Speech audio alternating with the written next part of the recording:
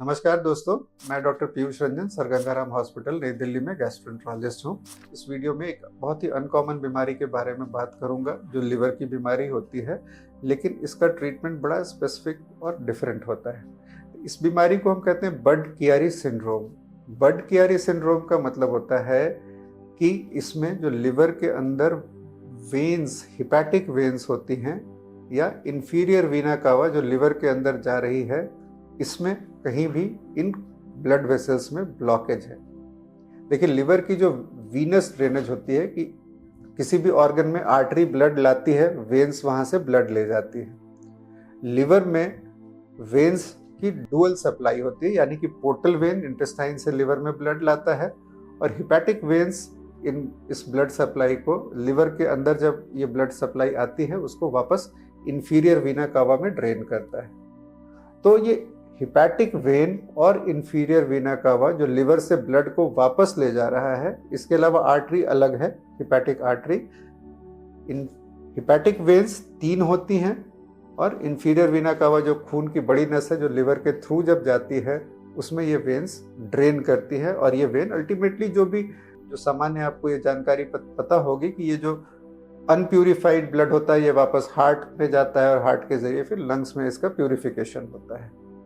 तो hepatic veins और inferior vena कावा में जब ब्लॉकेड हो, इसको बर्ड-चियारी सिंड्रोम कहते हैं। ये सिंड्रोम जनरली यंग लोगों में होता है। शरीर में हमारे बहुत सी ऐसी बीमारियां होती है जिनको हम कहते हैं हाइपर कोएगुलेबल डिसऑर्डर्स, यानी कि इसमें हमारे शरीर की जो प्रक्रिया ब्लड क्लॉटिंग को चेक करने के लिए होती है। ब्लड क्लॉटिंग यानी कि खून का जम जाना।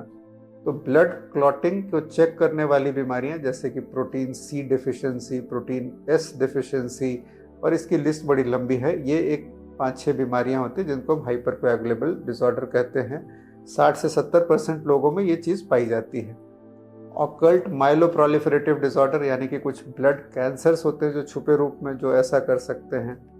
बहुत सारे इन्फेक्शंस हमारे देश में, जैसे सिंपल लिवर एब्सेस, लिवर में अगर पस बन जाए तो उससे हिपैटिक वेन्स ब्लॉक्ड हो जाते हैं, जिससे हो जाता है ये। और कुछ लोगों में इसका कारण नहीं पता चलता है। तो जब भी ये नसें ब्लॉक होती है, उसका परिणाम क्या होता है? जो परिणाम होगा वो इस पे डिपेंड करेगा कि हमारी हिपैटिक वेन ब्लॉक हो रही है या आईवीसी ब्लॉक हो रही है या दोनों ब्लॉक हो रही है। 1/3 लोगों में सिर्फ आईवीसी ब्लॉक होती है। ऐसे लोगों में कोई सिम्टम नहीं होता है, सिर्फ पेट के ऊपर एंटीरियर एब्डोमिनल वॉल पे खून की नसें प्रोमिनेंट हो जाती हैं और पैर पे सूजन आ सकती है। कई बार ये चीज़ सिर्फ होती है और ये जन्मजात होती है, बहुत देर से चल रही होती है। इसको सिर्फ आईवीसी ब्लॉक कहते हैं। अगर खून की नस, लिवर से आने वाली हिपैटिक वेन ब्लॉक हो रही हो और साथ में आईवीसी ब्लॉक हो रही हो, तो इसके रिजल्ट्स बड़े ड्रामेटिक होते हैं। इसमें मरीज को तेजी से जॉन्डिस होना, यानी कि पीलिया होना, पेट में पानी भरना, असाइटिस और बेहोशी की हालत होती है। तो इसके लिए इसको सस्पेक्ट करना, ये बीमारी चूंकि ऐसा दिखता है कि लिवर से हो रही है जिसमें कोई कारण नहीं नजर आता है। हिपैटिक वेन्स को देखना, कई बार सामान्य अगर आप सीटी स्कैन भी कराएं उसमें भी प्रॉपरली ये नसें नहीं दिखती हैं, तो डॉपलर एक स्पेसिफिक चीज़ है जिसमें खून की नसों का बहाव देखा जाता है। हिपैटिक वीनस डॉपलर में ये चीज़ दिखती है।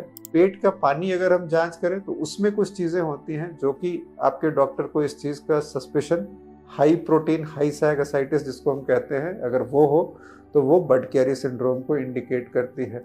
बर्ड-चियारी सिंड्रोम जब डायग्नोज होता है तो उसके कारणों के लिए जो दूसरी जांचें होती है, हाइपर कोएगुलेबल डिसऑर्डर का वर्कअप, माइलोप्रोलिफरेटिव डिसऑर्डर का वर्कअप, साथ में हमें ये करने की ज़रूरत होती है।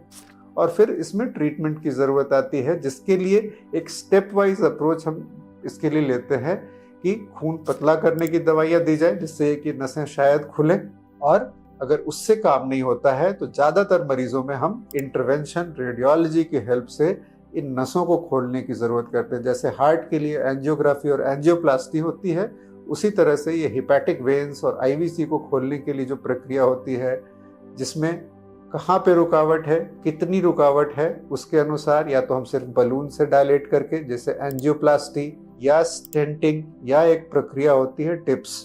टिप्स के बारे में मेरा एक अन्य वीडियो है। टिप्स का उपयोग बर्ड-चियारी के सिंड्रोम के ट्रीटमेंट में भी बहुत ही इंपॉर्टेंट होता है। तो बर्ड-चियारी सिंड्रोम के लिए जब भी ये हो, खून पतला करने की दवाइयों से अगर बात नहीं बन रही हो, ज़्यादातर लोग को किसी न किसी तरह से hepatic vein angioplasty, hepatic when stenting, IVC stenting या टिप्स की ज़रूरत पड़ती है। यदि बड कैरी के जो पेशेंट्स होते हैं वो भी बिल्कुल लिवर सिरोसिस की तरह उनकी क्लिनिकल कंडीशन होती है, जॉन्डिस, पेट में पानी, तो कई बार इसका सस्पिशन जब लिवर की बीमारी का कोई ना कारण पता चल रहा हो, इसके बारे में देखना बहुत ज़रूरी होता है।